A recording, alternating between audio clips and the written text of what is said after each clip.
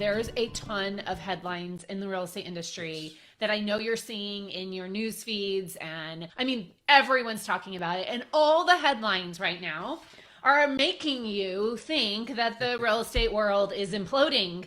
And we want you to know that from 20-year vets, it's not imploding. Nope. It's still healthy. It's still strong. There's still a lot of competition out there. Right? So yesterday I attended a housing market update with Stephen Thomas, and he gave us some really great facts about this market and what's really going on. And what I want to start with is many of you saw the headlines this week of two major real estate firms did a bunch of layoffs. And then the tagline to that is the housing market crashing? Is the bubble bursting? Is the real estate world over?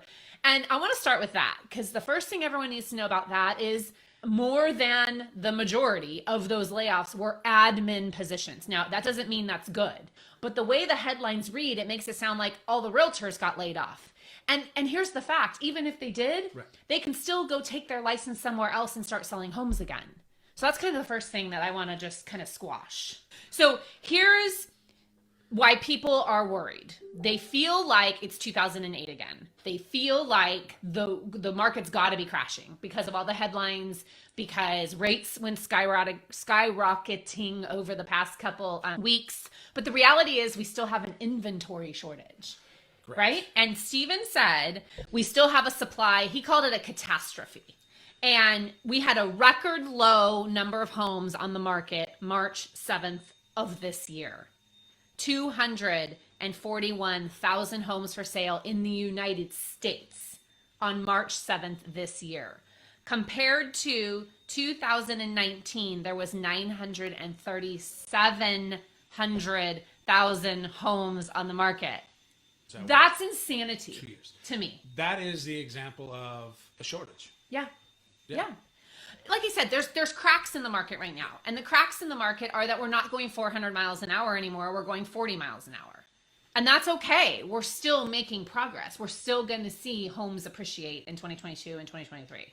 Yeah, you're going to see that. It's still going to be a healthy number. Now, obviously, every market's different, and days on market and the buyer pool is going to change. Like I've seen some of his stats where you get over a certain price point that doesn't deal with most the typical buyers. Yeah, their days on market are longer, and just because the pool of buyers is extremely small. But when you get into that more affordable housing price point, everybody is still there. Everybody needs housing, and a lot of people still want to own a home. Yeah, absolutely. The other thing he talked about was that really the hard part about this market and the reason supply isn't going to loosen up is because move-up buyers are probably not going to be as motivated to sell unless they absolutely have to. Yeah, I mean, relocation is going to lead, jobs moving, or you get an opportunity in another area. Retirement, we're seeing a lot of people retire and move to different states where it's more affordable and their money's going to go farther. Yeah. We're also seeing in our area a lot of rentals actually being sold. Yeah. Which is actually a good thing because it's opening it up to more primary owners that are actually living in the property. And then you have just relocation is the big one. Relocation, and then you're still going to have death, divorce. Yeah. You're going to have the unfortunate things in life. But first-time home buyers, I think, really have an opportunity in this market. Because first-time home buyers, if you get a loan today at, let's call it 5.25%, because hopefully we don't stay at 6 too long. They think we're going to start pulling back a little bit in the next couple weeks. But let's just say you get a loan at 5.25%. If, let's call it a year from now, 2 years from now, rates are at 4 again, you can refinance. You're not stuck. So to kind of wrap up this conversation, his two kind of comments were to, I think, kind of predict what's going to go on. If rates stay above 6% for a long period of time, we're not talking weeks, more like 30, 60, 90 days, then he thinks we'll slip towards a slight more, I think it's balanced right now, a more buyers heavy market, meaning buyers are going to have, I don't think prices are going to be affected, but buyers are going to have more choice. They're going to have more time to make decisions. They're going to get more favorable terms. And his last thing he said for sellers is the longer you take to list your home in 2022, the longer it's going to take to sell. Like, that's a fact. Like, the longer you wait to list your home, the longer it's going to take to sell. That doesn't mean your price is going to be affected. But you're going to have to listen to your trusted advisors like us. That's part of the skill we use when we go in on appointments. When we go in on appointments, we're not just talking about comparables. We're talking about the strategy behind the comparables.